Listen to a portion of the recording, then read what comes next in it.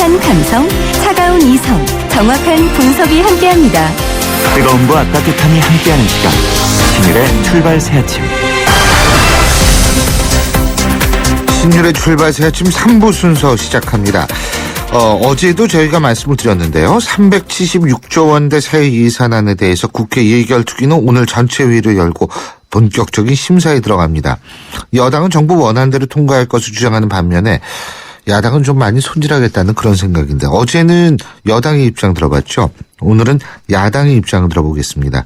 예결특위 새정치민주연합 간사시죠. 이춘석 의원 연결합니다. 이 의원님. 예, 안녕하십니까? 안녕하십니까? 똑같은 질문하니까 똑같이 질문 드릴게요. 예산안 평가 전반적으로 어떻게 평가하십니까? 우리 당은 이미 내년 예산을 세 가지로 분류를 했어요. 무책임 예산이다, 반서민 예산이다, 무대책 예산이다. 먼저 재정 건전성 측면에서는 저희는 매우 무책임한 예산이라고밖에 볼 수가 없습니다. 예. 내년에도 33조 6천억 원의 적자를 보기 때문에 국가 채무가 570조가 예상됩니다. 이명박 정부 5년 내내 사실 국가재정이 적자를 기록하지 않았습니까? 예. 그래서 박근혜 정부 2년 차도까지 그러면 7년 동안 연속 적자가 나는 거고요. 앞으로 박근혜 정부가 3년 끝날 때까지 적자 재정을 편성하겠다고 합니다. 아무리 건전한 돈이 많은 집안이라고도 10년 연속 적자 나면 부도나는 거 아닙니까? 노무현 정권 때는 흑자였던 모양이죠? 그렇죠. 그때는 했습니다. 그래서 저희가 돈을 한번 계산을 해봤어요. 박근혜 정부가 끝나면 어느 정도 빚을 지는가 그랬더니 우리나라 국민 모두가 1,382만 원씩 빚을 지는 꼴이 드는 겁니다. 예. 이러한데도 대책을 안 세우는 것은 저는 이 무대책 예산이다라고 보는 거고요. 또 두 번째로는 내년 예산을 어디서 가져올 것이냐 하는 문제, 세입 부분이 있지 않습니까? 근데 우리가 주장하는 부재 감사는 그대로 놔두고 이 서민 증세를 택한 반서민 예산이라고 저희는 평가를 합니다. 저희 당은 계속해서 MB정부 때 감세한 법인세를 정상화시켜서 그 재원을 마련하자라고 주장하는데 이거 전혀 안 받아들여지고 오히려 서민들이 내는 개별 소비 때 담배세 내겠다, 주민세 인상시키겠다, 자동차세 인상시키겠다 이런 식으로 하는 것은 정말 반서민 예산이라고 보는 거고요. 그 마지막으로 이 지방 재정이 굉장히 어렵지 않습니까? 예. 그런데 최고 누리 과정이 지금 굉장히 문제가 되고 있는데요. 이 지방 재정이 파탄날 정도인데도 불구하고 사실은 그 대책을 전혀 세우지 않고 니네가 책임져라라고 하는 것은 너무 이건 대책이 없는 거 아닌가 하는 생각이 듭니다. 그 누리 예산 말씀하시니까 생각나는데 경기도는 중단하기로 한 모양이에요? 어제 그런 결정을 했다고 합니다. 어떻게 보세요? 저희는 참 그 부분을 저희도 면밀히 검토를 했는데 참 어려운 부분이더라고요. 그런데 기본적으로는 저희는 그 문제는 원칙적으로 접근해야 하는 게 아닌가 하는 생각이 들어요. 박근혜 대통령이 공약으로 약속을 했고 이 국가의 채무이기 때문에 국가가 원칙적으로 부담을 해야 한다고 봅니다. 그런데 굉장히 국가 채무도 어렵기 때문에 지방채를 발행해서 니네가 먼저 돈을 쓰면 나중에 이자를 갚아주겠다 하는 것은 결과적으로는 사실은 경기가 좋아지는 걸 전제로 하는데 만약 경기가 좋아지지 못한다고 하면 그대로 지방정부에 그 책임을 떠넘기는 거거든요. 그래서 저희는 사실은 국가가 그 예산을 편성하는 것이 옳다 이렇게 생각을 합니다. 그렇군요. 그리고 또 한 가지는 뭐냐면 지금 이제 경기가 너무 죽어 있잖아요. 그거는 다 인정하는 거 아니겠어요? 그죠? 그러면 경기를 활성화시키기 위해서는 사실은 좀 돈을 써야 되는 거 아닙니까? 그 부분에 대해서 어떻게 생각하세요? 저희 동의를 합니다. 경기를 활성화시켜야 한다는 것에 대해서도 동의를 하고 또 확대 재정을 통해서 예산을 집중적으로 투자해야 한다 하는 것도 동의를 합니다. 그런데 그 투자하는 재원을 어디서 확보할 것이냐 하는 부분에 대해서 정부 여당과 저희 당 차이가 있는 겁니다. 왜 그러냐면 돈이 실제로 쓰게 되면 이게 서민으로 들어가야 하거든요. 그런데 이게 다 지금 정책들이 돈을 가져오는 부분들도 서민들한테 가져오고 이 쓰는 것도 기업에 써버려요. 그러면 기업에 쓰는 것은 이미 이명박 정부에서도 이 법인세를 좀 인하해주지 않았습니까? 그런데 그렇게 되면 이 기업이 돈을 벌어가지고 그것들을 쓸 줄 알았는데 다 안 쓰고 다 호주머니에 채워 넣어버렸어요, 다요, 사실은.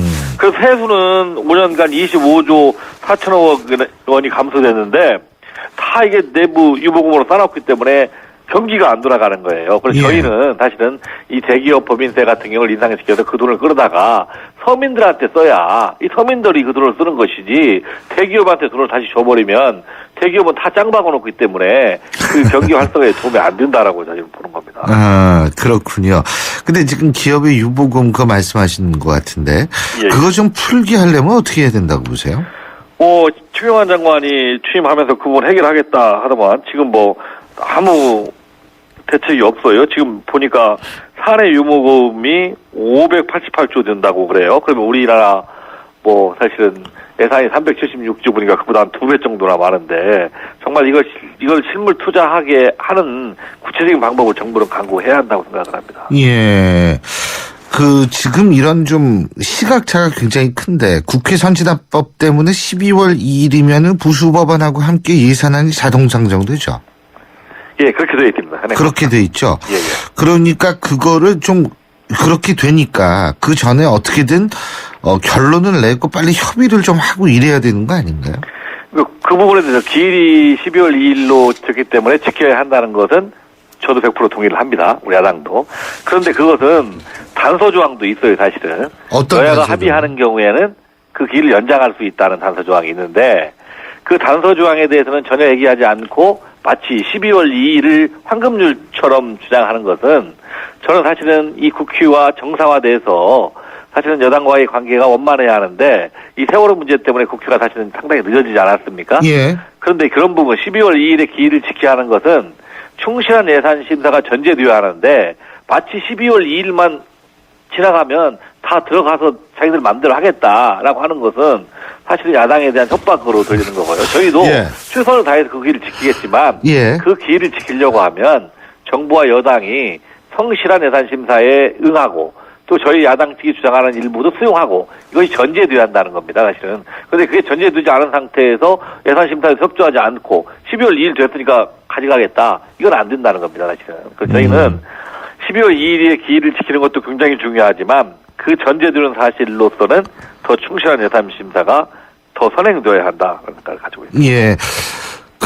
지금 사실 제가 우리 이 의원님하고는 지난번에 국회에서 한 그 공청회 전 사회보고회 여야 간사님 나오셔서 발표하고 그랬지 않습니까? 그때 우리 이춘석 의원께서 지적하신 부분이 안전예산 부분도 지적을 하신 걸로 기억을 하고 있거든요. 그런 부분은 어떻게 지금 조정이 좀 되고 있어요? 그때 안전예산이 좀 문제가 있다고 말씀하셨잖아요. 좀 말씀해 주시죠. 저희도 안전예산에 대한 관심이 있고 저희가 생각하는 예산들이 있기 때문에 아마 대폭 증액될 거라고 생각을 합니다. 그런데 정부가 제출한 예산 중에서는 이 문의만 안전예산이고 실제 내용에 들어가면 안전예산이 아닌 예산들이 많이 있어요. 사실 그런 부분들은 저희는 속과내야 한다고 생각합니다. 예를 들자면 항공 안전에 대한 예산이 설정돼 있는데요. 이 예산을 들어가 보면 실질로 영어 교육을 시키는 거예요. 그러면 이게 안전 예산이냐? 광의의 안전 예산이겠죠. 영어를 잘해야 되니까, 그죠? 저는 그 부분 관제탑과 커뮤니케이션을 잘해야 되니까. 그런 부분들이 있기 때문에 진짜 안전 예산 또 특히 이제 문제 되는 부분이 창조 예산 쪽에 그런 게 많은데요. 창조 예산도 저희는 뭐 무조건 반대하지 않습니다. 그런데 정말 문의만 창조고 실제 내용에 들어가면 창조가 아닌 예산들은 좀 골라내야 하는 거 아니냐 하는 생각을 가지고 있습니다. 그러니까 어쨌든 얘기를 종합해 보면은 지금 야당 측 같은 경우에 12월 2일을 지키도록 노력을 하되 안 되면 좀 더 연장을 해서 철저한 심사를 해야 된다 이런 말씀이시네요. 그렇죠? 그러면은 모처럼 정말 13년 만인가 2000년 들어서 한 번 있었나 그럴 거예요. 아마 제때 통과된 게. 근데 이번에도 제때 통과가 안 될 가능성도 있네요. 저희는 최선을 다해서 제때 통과를 시키겠고요. 근데 이번에는 사실은 국회 휴기가 12월 10일로 되어 있기 때문에 연장 준다 하더라도 12월 9일 더 이상 갈 수는 없는 상황이거든요. 실질적으로는. 그리고요. 아까 누리 예산 경기도 중단하기로 했다 뭐 이런 얘기를 했는데 지금 경상남도 홍준표 지사 같은 경우에는 초중등학교 무상급식 도에서 지원하지 않기로 하지 않았습니까? 이 부분은 어떻게 보십니까? 좀 유치하다는 생각이 들어요. 사실은 그 무상급식에 대한 논쟁은 사회적으로 이미 합의가 된 거 아닙니까, 사실은. 그 오세훈 시장이 물러나기까지 하지 않았습니까? 그런데 그 예산의 시초를 사실은 그것이 야당, 진보교육감이라든가 야당 측에서 먼저 시작했다고 했기 때문에 그 예산은 깎겠다. 그 다음에 누리과정 예산은 대통령이 시작했기 때문에 그 예산은 편성하겠다라고 하는 것은 너무 단시간적인 생각이라고 생각을 하고요. 예. 저는 아이들을 키우는 것, 밥 먹는 것 다 같은 문제 아닙니까? 저는 누리과정이든 급식이든 간에 다 해야 한다고 생각을 합니다. 그런데 어느 예산은 되고 어느 예산은 안 된다라고 하는 것은 너무 정치적으로 이 부분을 우리 홍준표 지사가 이용하는 것이 아닌가 하는 생각이 들어서 좀 안타까운 생각이 듭니다. 예. 그리고 또 하나는 뭐냐면은 그 문자 많이 받으시죠? 옛날엔 쪽지 예산이라고 하는데 요새 문자 예산이라고 그러잖아요. 예? 예. 문자 많이 받으시죠? 저도 그 말씀을 많이 하시는데요. 그래서 네. 그걸 정상적으로 처리하라 이렇게 계속 얘기하고 있습니다. 사실은 상임위를 통과하고 예결위를 통과되는 것만 심사하겠다. 예. 근데 그러면은 올해는 이 문자 예산, 쉽게 얘기하면 옛날엔 쪽지 예산이라고 불렸던 그런 부분은 잡음이 안 생길 거라고 확신하십니까? 예. 왜 그러냐면 예. 저희가 미리 선포를 했기 때문에 예. 제가 의총장에서도 말을 했거든요. 우리 전부 다. 예. 맞고 지방자치단체장들도 다 얘기를 했기 때문에 그 예산을 안 받겠다는 게 아니라 저희는 절차를 거쳐오라는 겁니다.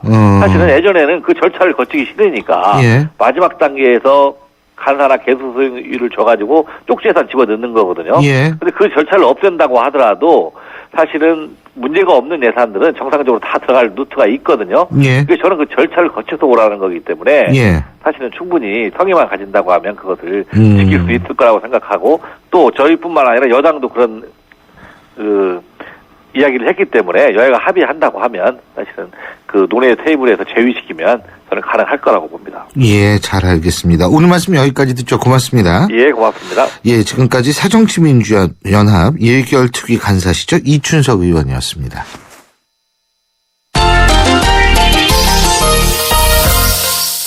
스포츠 소식 알아보겠습니다. 경향신문 김세훈 기자 연결하죠. 김세훈 기자. 네, 안녕하세요. 예, 한국 시리즈 2차전 프로야구요.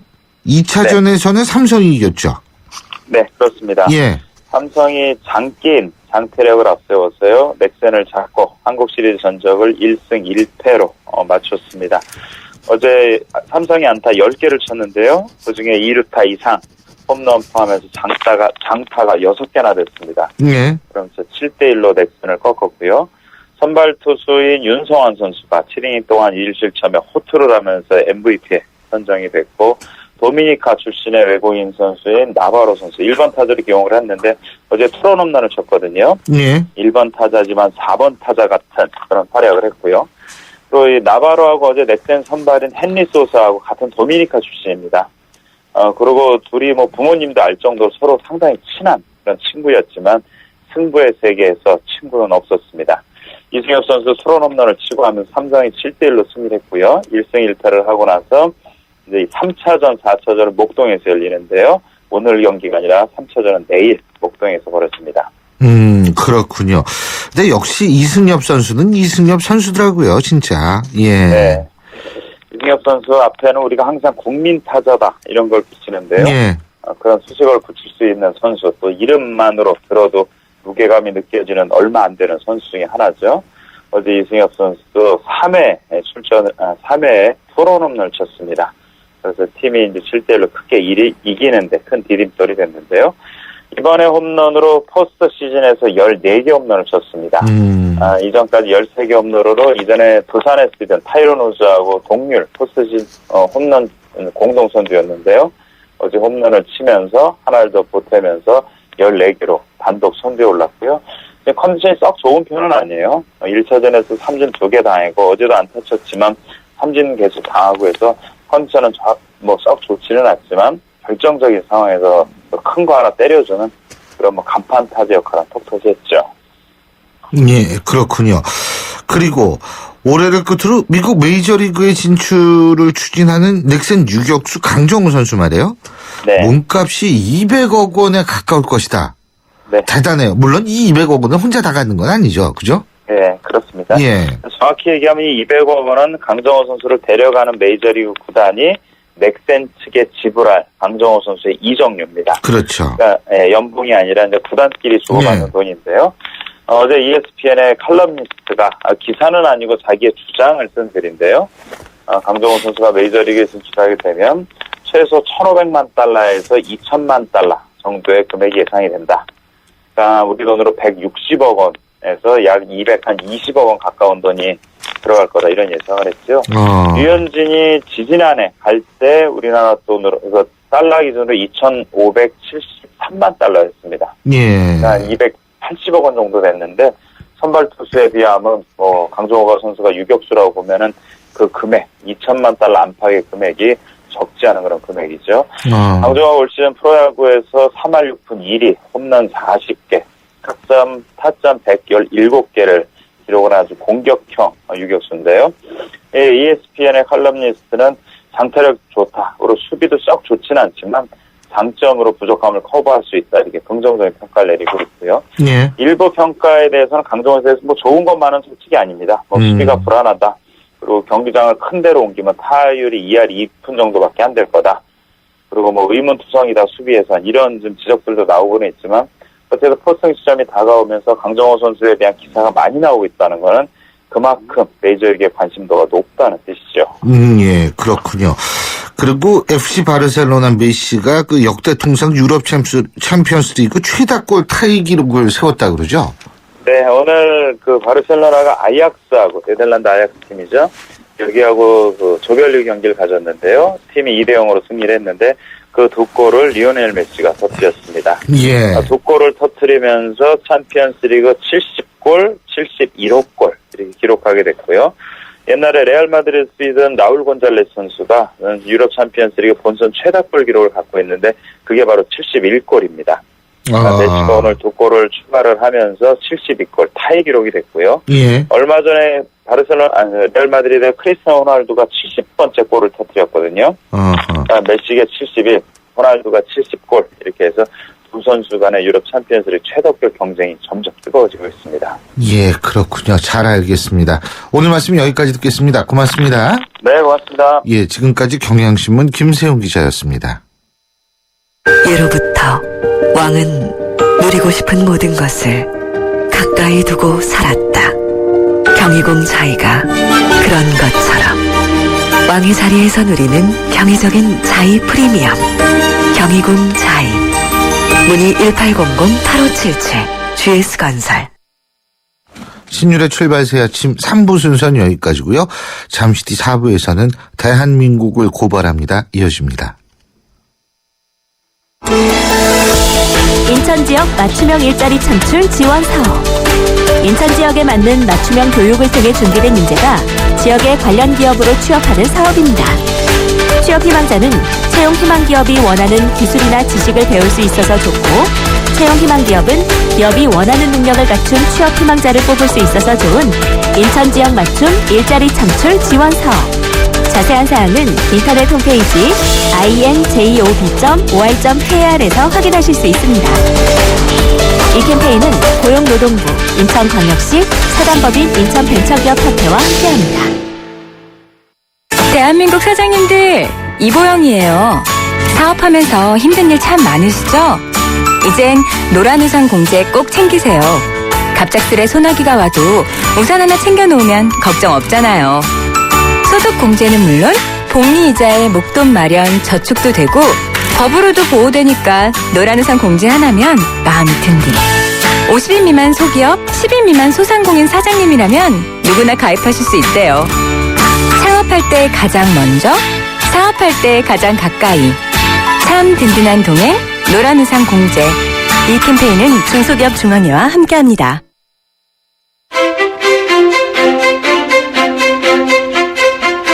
여러분은 지금 신율 교수가 진행하는 출발 새 아침을 듣고 계십니다. 신율의 출발 새 아침 4부 순서 시작합니다. 매주 목요일 4부에서는 대한민국을 고발합니다로 꾸며지고 있는데요. 이 코너로 진행할수록 느끼는 것이 참 우리나라 구석구석에는 정말 고발을 해야 될 부분이 많구나 이런 생각이 듭니다. 오늘 저희가 고발해야 될 부분은 바로 전 정권에 관한 얘기입니다. 자원외교, 이명박 정권의 자원외교에 관한 부분인데요. 자, 광고 듣고 오겠습니다.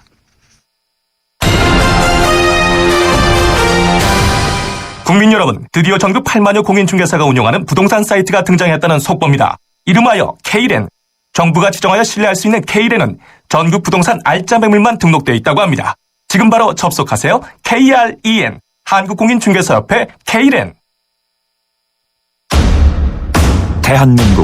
대한민국을 고발합니다.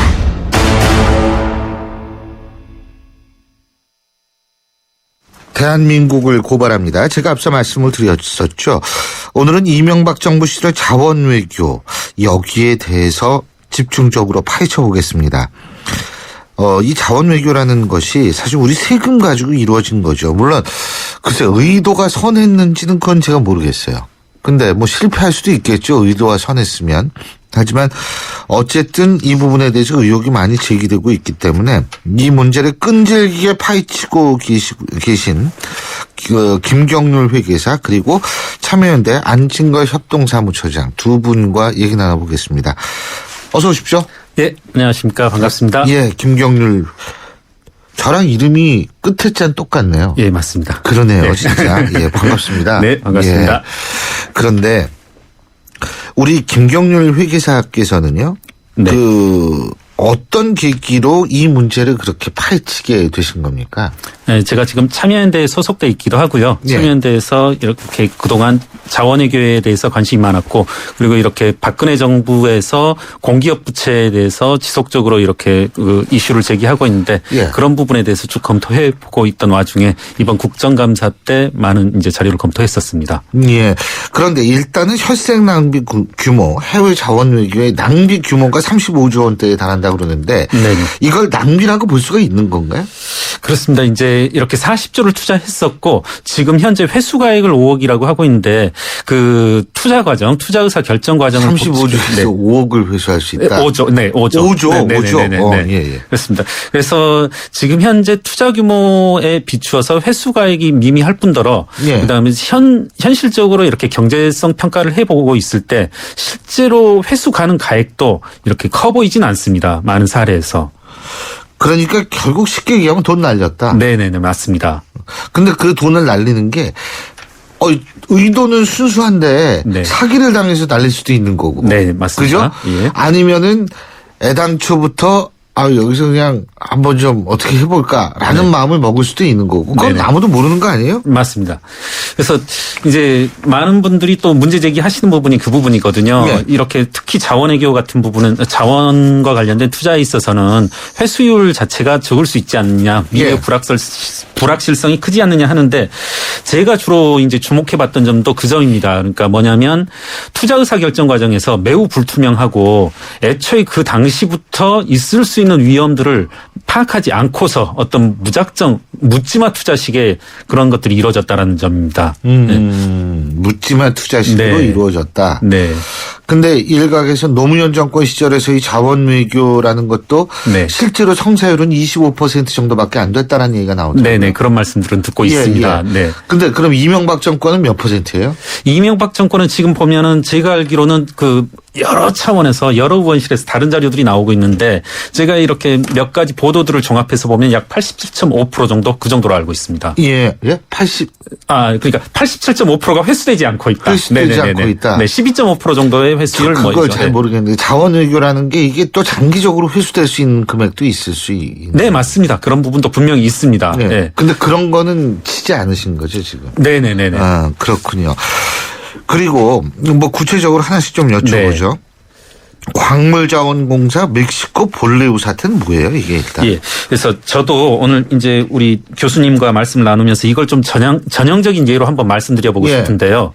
이게 이제 그 광물자원공사에서 주장하는 것처럼 이렇게 노무현 정권 참여정부 때 일부 투자 의사 결정은 이루어졌습니다. 여기에 투자해야 되겠다라는. 예. 그게 2008년인데 정작 이게 그 실제적으로 현장에서 삽을 뜬 거는 2011년 6월입니다. 예. 그간에 왜 이러한 투자가 이루어지지 못했냐면 이 투자 파트너를 찾지 못했던 겁니다. 네, 캐나다 이렇게 MMB사라는 그런 현지 회사에서 그러다가 2011년 11월경에서야 비로소 이제 그 미국 수출입은행 엑심이 들어오면서 이제 삽을 뜨기 시작하거든요.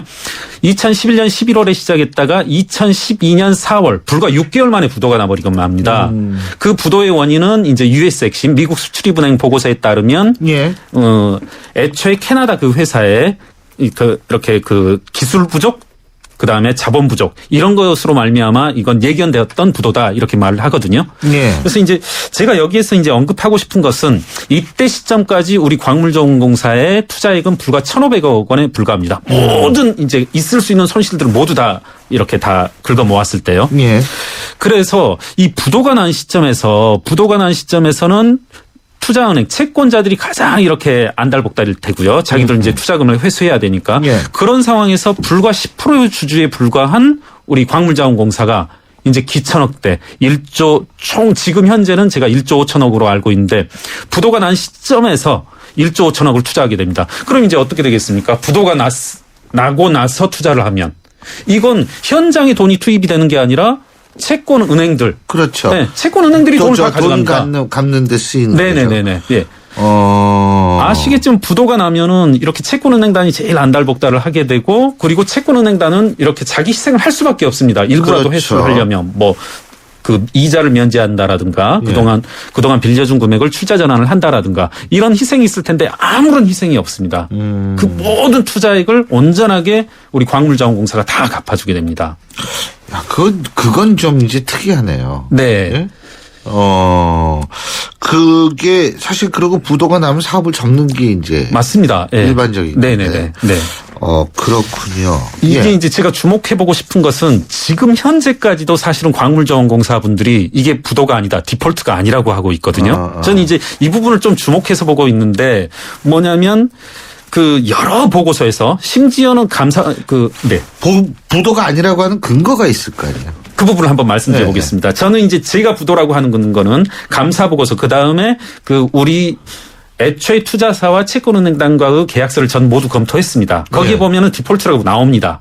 그런데 이분들은 뭐라고 하냐면 처음에는 부도가 아니다라고 했다가 지금은 뭐라고 하냐면 EOD라고 합니다. 그게 뭐예요? 그래서 제가 EOD가 뭐냐 했더니 이벤트 오브 디폴트라는 겁니다. 그러니까 우리나라말로 번역하면은 부도라고 불리우는 사건. 예. 네. 그러니까 부불사 하는 거죠. 부도라고 하면 되는 것을 부불사. 차이가 어떤 건지 모르겠는데. 네. 이거를 이제 제가 재밌는데 이거를 그 새누리당 모 의원께서 제가 국회에 2번 정도 출석을 했는데 저보고 위증 혐의가 있다. 그리고 이제 근거 없는 이야기를 한다라고 그런 말씀을 하시더라고요. 근데 이제 제가 새누리당 내부 문건을 이렇게 하나 입수를 했는데 거기에 이런 말씀을 했습니다. 그러니까 부도가 아니라는 주장에 대해서 새누리당 의원실의 확인 사항이라고 해가지고 말장난에 불과함. 술을 마시고 운전했지만 음주운전은 아니다. 이렇게 새누리당 내부에서도 이렇게 표현하고 있습니다. 그러니까 이거는 부도라고 하는 건 디폴트라고 하는 건 기정사실입니다. 그럼에도 지금 이제 광물자원공사는 부도가 아니다, 뭐 EOD다 이러면서 그 부도라는 어떤 상황인식이 없었기 때문에 그렇게 계속 투자가 이루어지지 않았나. 1조 5천억, 2조 원에 가까운. 그 부도가 난 이후에 투자가 이루어지면 결국 다 채권은행단이 돈을 가져가고요. 네. 그럼 지금 무슨 어떤 그 실제적인 일이 좀 이루어지고 있어요? 멕시코 현지에? 저희가 이제 그 부분도 의심스러운데요. 이제 약간 다른 이야기를 하자면 회계사들이 어떤 뭐 배를 짓는다든가 대형 배를 짓는다든가 그다음에 대형 아파트 이런 플랜트 공사를 한다라면 사실 기술적으로 이게 17%냐 19% 진행되느냐 하는 건 모르거든요. 그런데 다만 이제 저희들 회계감사 기법으로 사진을 찍으라고 합니다. 이게 20%냐 30%냐 70%냐 이건 사진을 찍으면 알 수 있으니까 이게 공교롭게도 저희가 2011년 1월부터 2011년 12월까지 멕시코 볼레오 현장 사진을 입수했습니다. 변화가 없습니다. 거의 뭐 우리 흔한 말로 윌리를 찾아라처럼 이거 변화를 찾기 힘듭니다. 그런데 어떤 일이 벌어지냐면 그런 이제 현장에서 흐름과는 정반대되게 장부를 들여다보면은 2012년에 지출이 가장 많습니다. 플랜트 공사에. 2011년이 2천억, 2013년이 3천억이 불과한데 반해서 2012년에는 무려 4천억의 지출이 발생합니다. 그러니까 이게 어디 갔냐는 거죠. 예. 아니 근데 이게 광물 자원이라는 건 땅속으로 들어가는 거 아니에요? 그러니까 네네. 표면에는 별 차이가 없을 수도 있는 거죠. 노천공사가 있고 지금 제가 말씀드린 부분은 플랜트 공사라고 했어요. 외부 이제 드러나는 공사입니다. 그리고 예. 그렇군요. 그리고 또 한 가지는 뭐냐 하면 캐나다 정유회사 하베스트 투자권. 네네. 이건 뭐예요? 이것도 보면 이제 마찬가지로 이렇게 한번 말씀드리고 싶습니다. 그 석유자원공사에 대해서 그 당시 이명박 정부가 들어서고서 그 그 공사 대형화 프로젝트가 있었다고 합니다. 예. 뭐냐면 자산 규모를 늘려라. 투자 규모를 늘려라. 이제 전 뭘 연상했냐면 이걸 쭉 서류를 보면서 그 김우중 전 대우그룹 회장께서 부채도 자산이다란 말을 했었는데 저는 이걸 보면서 지출은 모두 투자다. 석유공사에서 돈이 나가는 순간 모든 것이 투자로 집계가 되거든요. 그래서 이게 과연 그 하베스트에 4조를 투자할 가치가 있었나? 뭐냐면 하베스트가 당시 상장회사였고 최대 주주의 지분이 불과 4%에 불과했습니다. 그러면 안정적인 최대 주주 지분을 확보하는 데는 제가 생각했을 때는 약 뭐 20%만 확보해도 되거든요. 근데 그걸 100% 다 회수했고요. 100% 다 투자를 했고요. 100% 다 인수하는데도 2조면 됐습니다. 그런데 뭘 또 했냐면 하베스트가 가지고 있었던 채무를 모두 다 갚아줍니다. 왜냐하면 그거는 계약 여부에 따라서 달라지는 거 아니에요? 예, 맞습니다. 그렇죠. 그런데 이제 하베스트 기존 주주 입장에서는 그 자기들이 가지고 있던 채무를 갚아라고 할 여지가 전혀 없는 거죠. 예. 다만 우리 석유공사가 투자액을 더 높이기 위해서 그렇게 한 거죠. 예. 네, 그것뿐만 아니라 이제 많이 해자되고 있는 날사가 있는데요. 이제 날을 이제 애초에는 인수하지 않기로 했었다가 1조 원에 가까운 금액으로 투자를 하는데 이 과정이 지극히 날산 또 뭐예요? 이렇게 이제 상류, 하류 이렇게 나누는데 예. 이제 하류 부분에 해당하는 부분입니다. 이건 물리적인 상류, 하류가 아니라 이제 정제 부분이라고 해서요. 애초에 이 부분은 사업성이 전혀 떨어져서 투자를 안 하려고 했던 부분인데 이제 하베스트 매각사 측에서 이걸 너희들이 사가지 않으면 하베스트도 팔지 않겠다 해서 이렇게 한 건데 이 불과 5일 만에 이렇게 실사 보고서를 완성합니다. 이제 메릴 린치에 의해서. 근데 이제 실사 보고서라는 게 아주 조그만 소기업이라도 5일 만에 보고서가 나오진 않거든요. 그런데 이제 최근에 이제 그 새정치연합 의원실에서 나온 의혹 중에 하나는 이렇게 이명박 정부의 어떤 집사 역할을 했었던 그 모 씨의 아들이 메릴린 씨의 뭐 현지 지사장이었다 이런 의혹도 제기되고 있고요. 그래서 뭐 그런 건 의혹이지만 그래서 제가 이제 여쭤보고 싶은 게 그러니까 결국은 캐나다 정유에서 하베스트 이건 정유 공장을 인수한 거 아니에요? 네, 맞습니다. 그렇다면은 어쨌든 그 돈이 많이 들어갔다 이런 말씀이시지만 예. 하지만 그 공장은 돌아갈 거 아닙니까? 네네. 근데 그렇죠? 이제 제가 그 어떤 사실을 봤냐면 KPMG의 감사 보고서를 보면 하베스트와 날에 이런 부분이 있습니다. 영업권이라고 있거든요. 네. 굿윌 그리고 미래의 어떤 초과 수익을 얻을 수 있는 능력인데 이게 우리가 인수하던 해 2009년도에 네. 9천억 가량 계상되어 있었는데 이걸 전액 상각해 버립니다. 9천억이 0이 돼 버립니다. 이건 뭐냐면 가치가 없다는 거죠. 이 회사가 하베스트나 날이나 미래의 어떤 초과 수익력을 보장해 줄 수 없다라고 해서 영업권을 전액 상각해 버리는데 이게 이제 감사 보고서 보면 이 사실을 KNOC도 알고 있다라고 인지하고 있다. KNOC와의 계약. KNOC가 석유공사. 네네 맞습니다. 네. 석유공사와의 계약에 의해서 자기들이 검토를 해봤는데 이건 굿윌 미래의 초과 수익력이 없다라고 해서 0으로 해버리거든요. 그에 상반되게 우리 KNOC 석유공사는 거액의 4조 원의 투자를 하는 겁니다. 정면으로 배치되는 사실인 거죠. 근데 뭐 판단했을 나름대로 근거는 있지 않을까요? 그게 이제 저도 불과 5일 만에 이렇게 작성을 했다는 것인데 이게 이제 그 메릴 린치의 보고서와 그리고 KPMG의 감사 보고서 그 감사 보고서는 훨씬 이제 책임이 따르기 때문에 어떤 막중한 책임도 따르고 그에 따른 이제 그 세밀한 검토가 이루어지는데 그것과도 상반되고 지금 그 이후 2009년 이후에 지금까지 실적이 또 이걸 대변하고 있습니다. 아시겠지만 이제 제가 알기로는 11월 말경에 이렇게 매각키로 이제 계약이 체결된 걸로 알고 있는데 9천억을 주고 이제 1조 3천억을 주고 이렇게 날사를 샀었는데 제가 알기로는 지금 900억 사실은 이제 900억에 못 미칠 것으로 보고 있는데요. 그렇게 가격이요. 매각을 할 때. 네네네. 그렇게 하기로 돼 있고 더군다나 1조 7천억에 달하는 채권 또한 일부에 팔기로 되어 있습니다. 그러니까 왜요? 그만큼 가치가 없다는 거죠. 없다. 네네. 네. 그래서 토탈 약 2조 5천억 가량 이거를 지금 맥시멈으로 900억 투자하는 거로 결국. 근데 이제 제가 또 궁금한 게 이게 사람이 판단 미스는 다 할 수 있어요. 네네네. 근데 이 판단 미스가 곧 예를 들면 부패나 부정이나 비리로 이어지느냐 그것과 관계가 있느냐 사실 지금 상태에서는 알 수 없는 거 아니에요? 판단 미스를 했을 수 있는 거죠. 이후에 이제 그 가스공사를 미리 말씀드리면 어떤 예측에 따른 차이다 이렇게 말씀드릴 수 있는데. 그게 혼리버 사태인가요? 네네네. 아, 진짜 뭐 사태도 많네. 예. 네.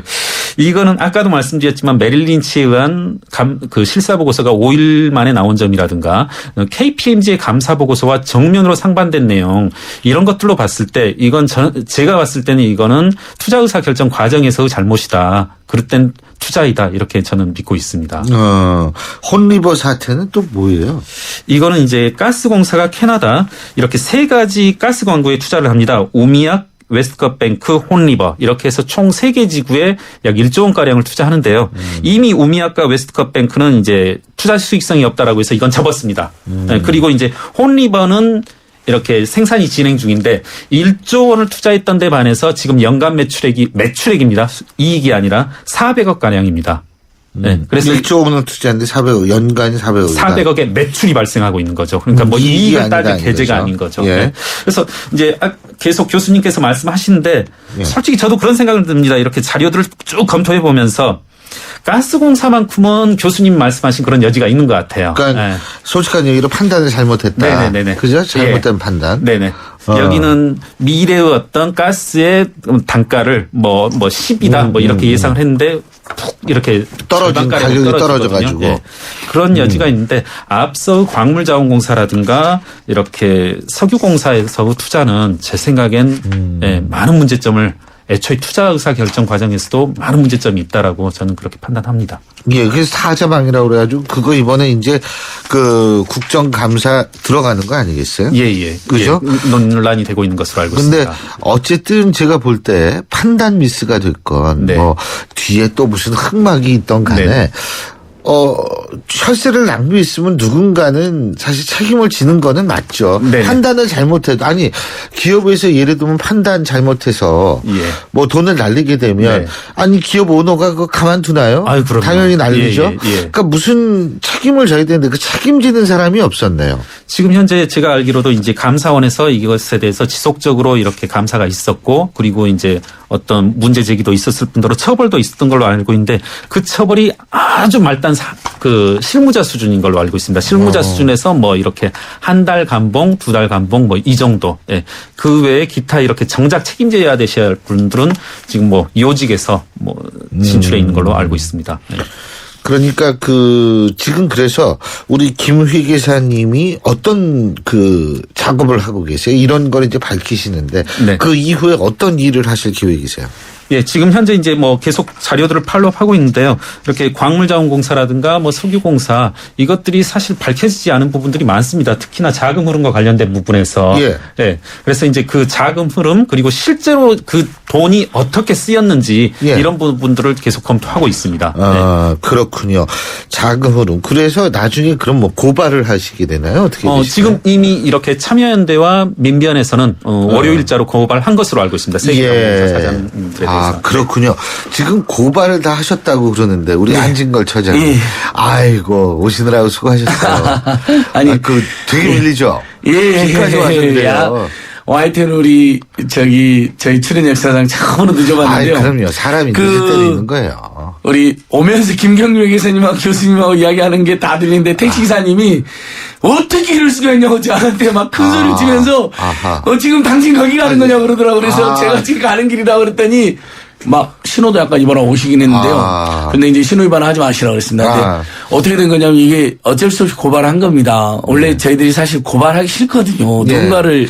누가 고발하기 그러니까 아니 고발하기 다 대한민국 사람들인데 아무리 우리 프로그램 고발한다 했지만 안 하고 싶었는데 방금 우리 김경인 선생님 계속 잘 이야기해 주셨는데 새 공사의 투자 손실액이 한 10조에 가깝게 이야기가 되고 있고 그뿐만 아니라 에너지 관련 모든 사업을 지금 추산해 보니까 산업자원부 통계로도 35조 가까운 손실이 있었다고 나오니까 누군가는 분명히 이 문제에 대한 책임을 져야 되잖아요. 예산이 엄청나게 낭비된 거니. 그래서 불가피하게 일단 에너지 3공사 고발했고 지금 저희가 계속 들여다보고 있는데 참여연대에서 고발을 예.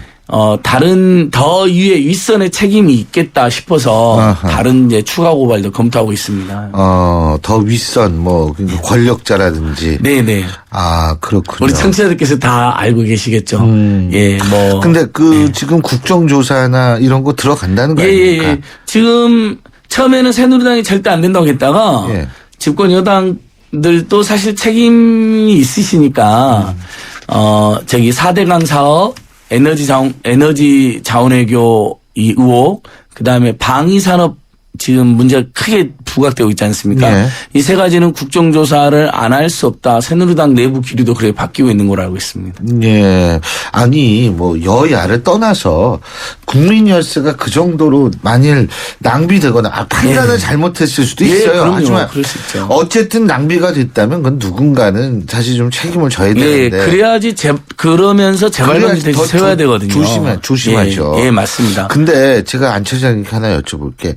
택시를 타시니까 이 방송을 듣고 있던가요? 아니면 안 처장님이 아닙니다. 그쪽으로 돌리자고 그래서 아니요. 94.5를 기사님이 이미 들고 계셨고요. 그 부분이 굉장히 중요하거든요. 그래서 선생님 어디 가는 길, 여기 가는 길이다. 엄청 굉장히 정말 에피소드인데요. 아무튼 기사님이 꼭 전해달라고 하신 말씀이 뭐냐면 감사합니다. 요것만큼은 진상 밝혀달라. 자기도 세금 꼬박꼬박 내고 있는데 정말 30조, 35조 낭비됐다는데 진짜냐고 물어보시더라고요. 그래서 100% 확정은 안 됐지만은 이 부분은 그래서 국정조사나 청문회나 검찰조사가 반드시 필요하다. 보통 일이 아니다. 이런 이야기를 하시더라고요. 그렇죠. 근데 사실 혈세만 낭비됐을 뿐만이 아니고 지금 환경 파괴의 의혹까지 나오고 있는 4대강 문제. 그러니까요. 이거는 어떡합니까? 아니 도대체 언제 4대강 깨끗해진다는 거예요? 그러니까 저는 저도 김경민 의사님 여쭤보는데 3대 정도 기다려야 되나? 4대강은 1년에 무슨 5천억 가까이 된다는데 이 에너지 자원외교 문제도 35조가 낭비됐다는데 앞으로 또 어떻게 되는 거예요? 더 돈이 들어갈 수 있죠. 계속 투자가 되고 있습니다. 사실 네. 자원 외교 이거조차도 볼레오라든가 하베스트 계속 꾸준히 추가적으로 손실이 나니까 사업성이 없으니까 사실 이제 아까 우리 교수님께서 돈도 들어올 수 있는 거 아니냐 하는데 사실은 나가고 있는 돈이 또 더 많습니다. 유지를 하는데. 예. 벌써 4대강 딱 입을 내니까 문자 막 들어오기 시작합니다. 4대강 나오면 우리 국민들 열받죠. 5788님, 저는 김포 쪽에 사는 아라뱃길 때문에 안개가 엄청 껴서 운전하기가 힘드시다는 거예요. 옛날엔 이 지역이 그렇게 안개가 많지 않았던 거죠. 아라뱃길도 뭐 몇 조가 들었는데 전혀 수익성이 없는 것으로 지금 판명되고 있습니다. 그러니까 제가 드리고 싶은 말씀이 이거예요. 교수님도 항상 지적해 주셨는데 이런 대규모 정권 차원의 기획 사업이 기획이 될 수 있다고는 봐요. 또 방금 말씀하신 것처럼 투자 판단이 좀 잘못될 수 있잖아요. 선의로. 근데 그래도 정상적 민주국가라면 아까 미수출입은행 보고서 나왔는데 그 미수출입은행이 그 보고서를 낸 이유가 뭐냐면 어쩌다가 우리가 이렇게 수천억 원대의 위기에 봉착했느냐를 꼼꼼히 따지는 겁니다. 시작할 때부터 중간 과정 마지막까지 다 따져가지고 거기 보면 광울장공사 우리를 뭐 살려줬다 이런 표현 비슷하게 나오는데 대한민국도 제발 이제는 다시는 일 없도록 꼼꼼히 처음부터 모든 과정이 낱낱이 공개돼서 혹시라도 그 과정에서 비리나 부정이나 정말 무모한 의사결정이 있었다면 그걸 개선하자는 거죠. 그게 꼭 필요하다는 거죠. 예. 아니 근데요. 그 세금이 낭비된 것도 맞는 얘기지만 이 환경 파괴는요. 한 번 파괴가 되면 이걸 복구하는데 뭐 이건 엄청나게 시간. 사실은 한번 왜 상태가 파괴가 되면 그게 회복하는데 100년이 훨씬 더 걸린다는 거예요. 네, 맞습니다. 예? 그러니까 그런 것들을 어떻게 수습할 것인지에 대한 저는 그것부터 좀 시민단체도 그렇고 정치권도 그렇고 아예 좀 터놓고 얘기를 했으면 좋겠어요. 저희도 인정할 건 인정하자 이거예요. 내가 판단 미스했습니다. 잘못했습니다. 얘기를 하고 아니 4대강이 환경이 이렇게 될 줄은 몰랐습니다라고 얘기를 하든지. 녹조락대라는 이야기가 나와버리는데 해마다 5천억 가까이 든다고 하는데 이 일을 어찌할까요? 저도 오늘 교수님한테 저도 하소연하고 싶은데 다만 이제 우리 청취자들께서 그래도 희망을 가지셔야 되니까 4대강 사건 관련해서 고발도 하고 감사도 있었고 여러 가지 지금 일이 진행 중인데 저도 고백한데 시민단체들이 그런 걸 못 막은 거에 대해서 굉장히 큰 책임감을 느끼고 있습니다. 전 그건 알고 있어요. 굉장히 막으려고 노력을 많이 했다라는 거는 저는 충분히 별걸 다 했습니다. 이포보에 올라가서 농성도 하고 이건 아니다. 근데 뭐 물고기 떼죽음 당하고 로봇 물고기 엉망되고 뭐 고발 정말 할 일 볼 거 다 해봤는데 그 로봇 물고기가 참 궁금해지네요. 요새 잘 살고 있어요. 아닙니다. 아니에요? 대표적인 실패 나오는데 그러니까 바로 그 지점이거든요. 정권이 맘먹고 모든 걸 조작해서 밀어붙이면 아무도 못 막는다는 건데 바로 민주국가의 정상 시스템 그런 것을 견제할 수 있어야 된다는 겁니다. 맞습니다. 이런 측면에서 여당은 그렇다 치더라도 야당이 제 기능을 못한 부분도 저희는 지적을 하고 있는 거예요. 정권 차원의 부패라고 이야기했으면 자기들 목숨 걸고 막았어야 되는 겁니다. 국민들 위해서. 그렇죠. 그런 측면에서 저희 시민단체들도 한다고 했는데 너무 죄송하다는 거죠. 아니죠. 시민단체가 없었으면 더 큰 일이 더 커질 수도 있었죠. 자, 0374님. 전 정권의 잘못을 그 당시에 조사하고 판단하지 못하고 다음 정권에 넘기는 이 행태부터 고쳐져야 합니다. 맞는 말씀이신데 고쳐져야죠. 그렇게 돼야지 또 맞죠. 6828님. 저도 택시기사인데요. YTN 라디오만 듣습니다. 감사합니다. 특히 아침에 열심히 들어주시면 됩니다. 1698님. 교수님 깨끗해지는데 4대가 걸린다고 4대가 아닐까요? 이거 웃을 문제가 아닌데 이거 웃어서 죄송합니다. 정말 재치가 대단하십니다. 자, 오늘은 대한민국을 고발합니다. 바로 전 정권의 문제에서 상당히 많은 의혹이 제기되고 있는 자원외교 그리고 4대강을 살짝 건드려봤습니다. 지금까지 김경률 회계사 그리고 참여연대 안진걸 협동사무처장 두 분과 함께했습니다. 오늘 말씀 잘 들었습니다. 고맙습니다. 감사합니다. 고맙습니다. I started this war killing Germans in Africa. Now I'm killing Germans in Germany. 역사를 바꾼 그들의 불가능한 전쟁이 시작된다. 300 of them. We didn't run before. Why are we gonna run now? Come on! We are on our own. Here we go. 브래드 피트, 로건 레먼, 퓨리. 11월 20일 IMAX 대개봉. 15세 이상 관람가. 경기도 이천하면 쌀, 도자기, 이제 푸르지오도 기억하세요. 첨단 반도체, 우수한 교육 환경과 프로지오의 만남. 이천 설봉 3차 프로지오. 이천에 산다면 역시 푸르지오죠. 11월에 만나세요. 1899-2603. 푸르지오. 대우건설. 밝힐 것을 밝히는 용기가 필요 없는 세상, 용기 없이 당연히 밝혀져야 하는 세상 바랍니다. 신율의 출발새 아침 오늘 순서는 여기까지입니다. 전 내일 오전 7시 15분에 다시 뵙겠습니다. 고맙습니다.